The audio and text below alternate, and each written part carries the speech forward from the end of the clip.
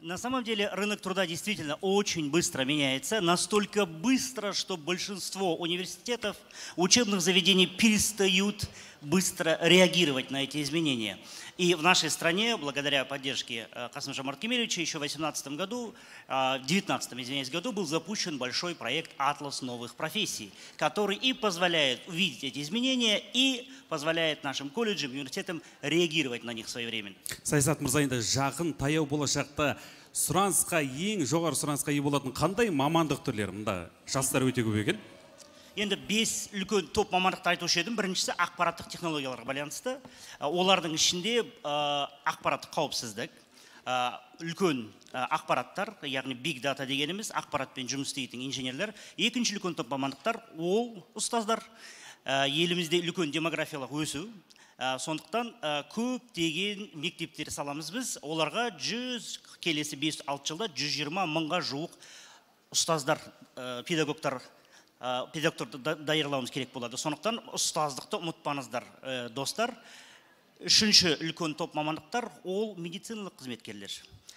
Пандемия нені көрсетті? Бізде бір топ эпидемиология, вирусология, микробиология тәнді тәрізді мамандықтарға тапшылық үлкен еңбек нарығында. Сондықтан медицина саласында ұмытпаймыз. Төртінші үлкен бағыт ол көлік және тасымалдау.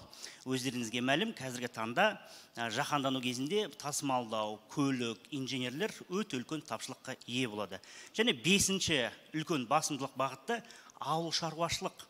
Соңғы 12 жылда дүние жүзінің халықтың саны 12 жылдың ішінде 7 миллиардтан 8 миллиардқа жетті. 15-ші қараша күні Біріккен ұлттар ұйымы 8 миллиардтық дүние жүзінің азаматы дүниеге келді деген күнін атап кетті.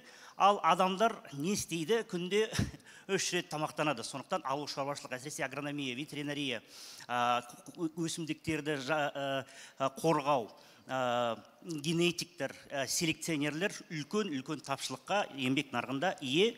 Сондықтан осы 5 бағытты ұмытпасаңыз. Сұрақтарымыз, енді мен жалғастыра берейін. Мен сұрақтарға қарап қойдым, кетіп қапты біздің. Құрметті достар, құрметті әріптестер, бүгінгі күн өте маңызды күн.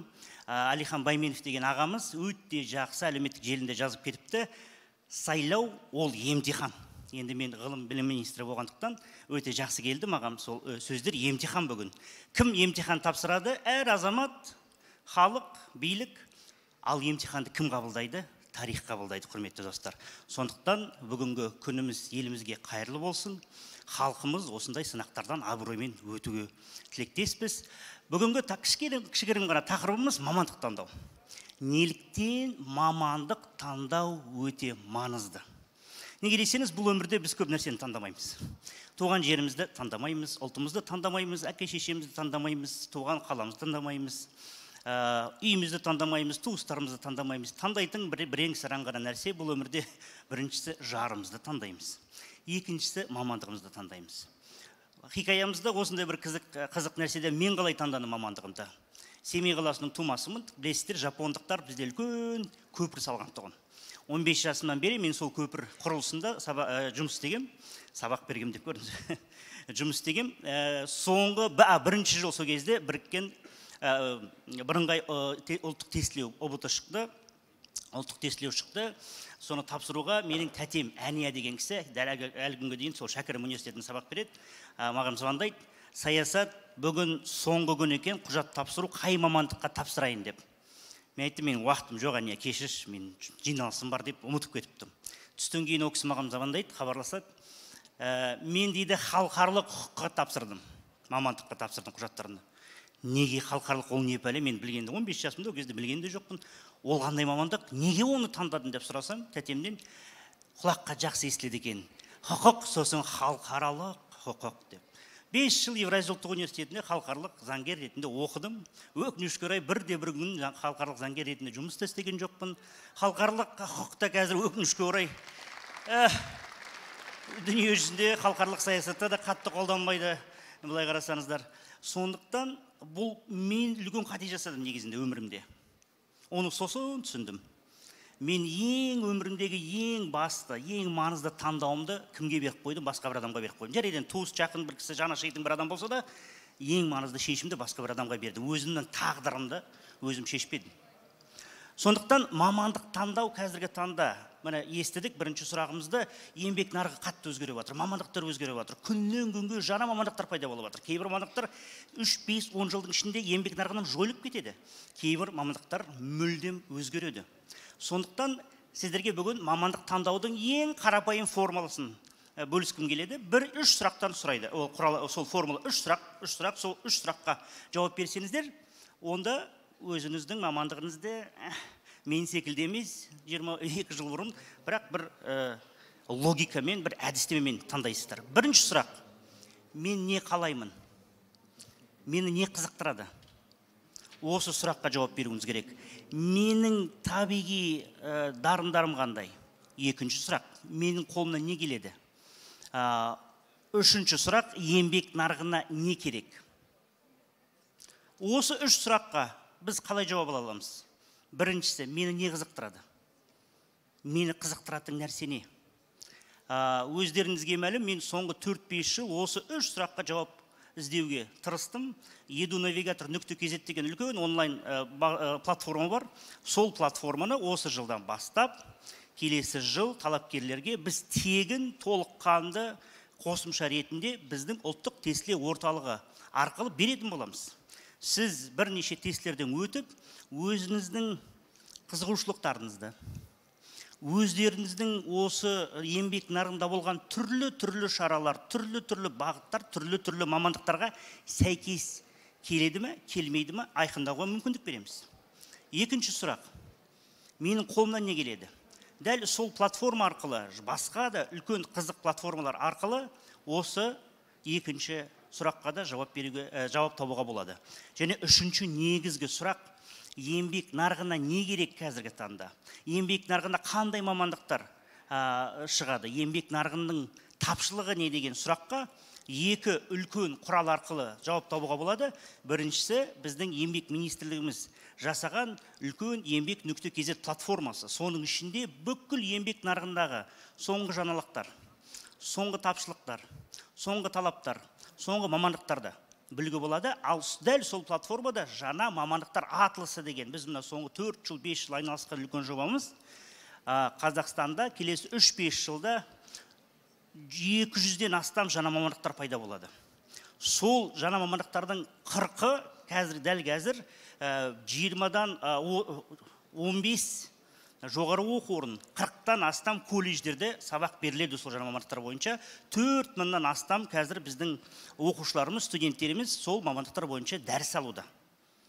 Ал 95 мамандық өкінішке орай өзгереді, қатты өзгереді, күрт өзгереді.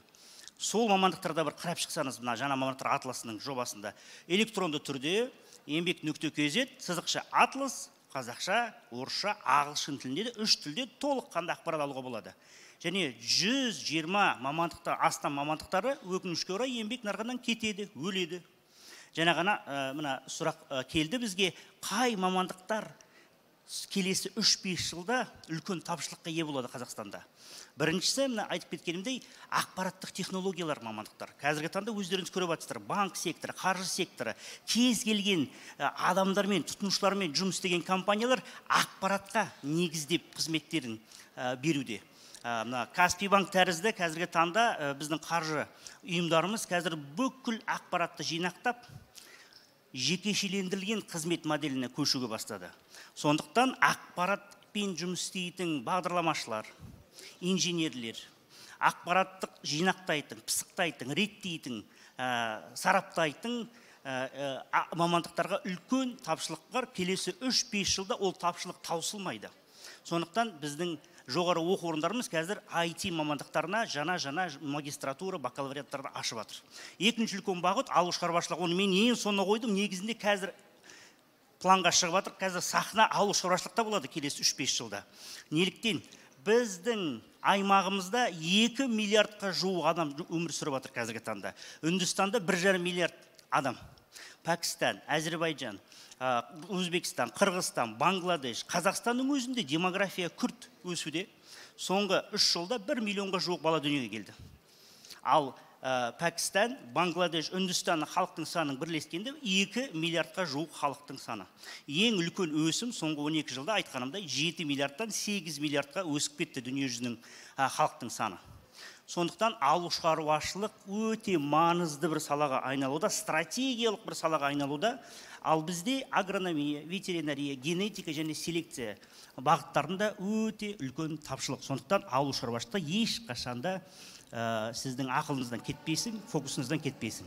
Және ұстаздар, медициналық қызметкерлер өте үлкен тапшылыққа ие.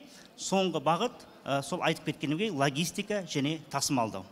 Сондықтан да құрметті достар, әсіресе сіздер оқып жатқан жастар, мамандықты дұрыс таңдамай енді көзім ашылды. 3-ші курста, 2-ші курста көзім жетті. Ай, не істедім? Үлкен қате жасадым. Біздің министріміз де қателесіпті, мен де қателесіпті. Қатты өз-өзіңізге ренжімеңіз. Әке шешелеріңізге ренжімеңіз. Мен басында тәтеме ренжіп жүрдім. Қалай сен мені халықаралық құқыққа жібердің деп. Бірақ сосын бір нәрсені түсіндім. Мамандықтар тез өзгерсе де, адам да тез өзгеруге мүмкіндігі бар. Мен басқа мамандықтарды оқыдым, психология, бакалаврын тәмамдадым, халықаралық қатынастар, саясаттану, басқа салаларға да кеттім. Ең соңғы менің 15 жылдық соңғы менің арманым үлкен сондай былай қарасаңыз миссиямда ол білімді дамытуға деп жол салдым. Сондықтан ең басында қате жасасаңыз да қазіргі таңда басқа мүлдем салада білім алуға мүмкіндік бар. Біздің министрлік қазір жалпы білім беру моделін өзгертіп жатыр. Енді болашақта сіз өзіңіздің жаңа бағытыңызды құрастырып бағыттауға, пысықтауға мүмкіндік береміз. Осы жазда ғана қабылданған жаңа мемлекеттік стандарттың ішінде нано дәреже деген бір ұғым пайда болды. Яғни енді сіз кез келген университеттің негізінде онлайн арқылы да, офлайн ғана емес, ақырындап болашақ сіздің дағдыңызды, болашақ құзыреттілігіңізді пысықтауға, жинақтауға да мүмкіндік болады. Сондықтан өзіңізге ренжімеңіз. Мына сөздің соңында Элвин Тофлер деген атақты ақштың саясаттанушысы, әлеуметтанушысы мынандай бір керемет сөз айтқан. 21-ші ғасырдың наданы сөйлей алмайтын, жаза алмайтын, оқи алмайтын адам емес. 21-ші ғасырдың наданы ол оқымайтын, оқығанын ұмытып, жаңадан оқымайтын, және де білмеген нәрсені кешірім сұраймын, және де әрдайым оқымайтын адам болады дегенде. Яғни енді біздің өкінішке орай 21-ші ғасырдағы тағдырымыз әр күні оқуымыз керек, яғни өмір бақи оқуымыз керек. Екіншіден, кейбір жағдайларда жаңа мамандыққа шыққан жағдайда бұрынғы оқығанымызды ұмытып, жаңадан оқуымыз керек. Және де ең қиыны сол, білген нәрсемізді жаңа мазмұнмен толтырып, жаңадан үйренуіміз керек. Ең қиыны осы екен. Сондықтан, құрметті достар, білім енді тек қана білім алу, біліктілікті көтеру, бұл тек қана 21-ші ғасырда қажеттілік емес, бұл күнделікті біздің өмірдің талабы. Біз тамақ ішеміз, ауа жұтамыз, енді өз біліктілігімізді арттырып, күн сайын, апта сайын, жыл сайын өз біліктілігімізді арттыруымыз керек. Жаңа білімді, жаңа мазмұнды түсіне білуіміз керек. Жаңа тілдерді үйренуіміз керек. Жаңа көкжиектерді игеруіміз керек. Күндеріңіз сәтті өтсін. Әрқайсыңызға және де елімізге үлкен рахмет.